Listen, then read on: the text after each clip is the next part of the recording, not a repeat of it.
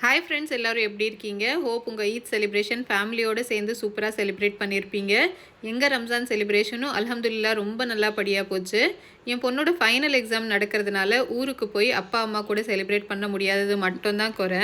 எல்லா வருஷமும் நான், என் நாத்தனார், எங்கள் ஊர்வத்தி நாங்கள் எல்லாருமே புள்ள குட்டிங்களை ரெடி பண்ணி விடுறது, எடுபடி வேலை பார்க்குறது, இந்த மாதிரி தான் பண்ணிக்கிட்டு இருப்போம். அதுக்குள்ளே எங்கள் மாமியார் சூப்பராக ஷீர் குருமாவும் பிரேக்ஃபாஸ்ட்டும் ரெடி பண்ணிவிடுவாங்க. அவங்க அளவுக்கு மேட்ச் பண்ண முடியலனாலும் அந்த குறை தெரியாத அளவுக்கு நானும் காலையில் எழுந்து முதல் வேலையாக ஷீர் குருமா, மட்டன் குழம்பு, இட்லி எல்லாமே ரெடி பண்ணி வச்சுட்டேன். திருப்தியாக சாப்பிட்டு முடிச்சுட்டு ஊரில் எல்லாருக்கும் கால் பேசிட்டு ஃபோட்டோஸ் எடுக்கலான்னு கீழே இறங்கி போயிட்டோம். ஆஃப்டர் ஆல் இவ்வளோ பார்த்து ஷாப்பிங் பண்ணுறதே அதுக்கு தானே. அதுவும் இந்த தடவை ஃபேன்சி ஷாப்புக்கு போய் கேட்ட முதல் கேள்வியே காஷ்மீரி பேங்கல் இருக்கான்னு தான். போன ஃபஸ்ட்டு ஷாப்லேயே அதுவும் கிடச்சிடுச்சு. அதனால பிள்ளைங்க 2 பேரும் ஒரே ஹாப்பி.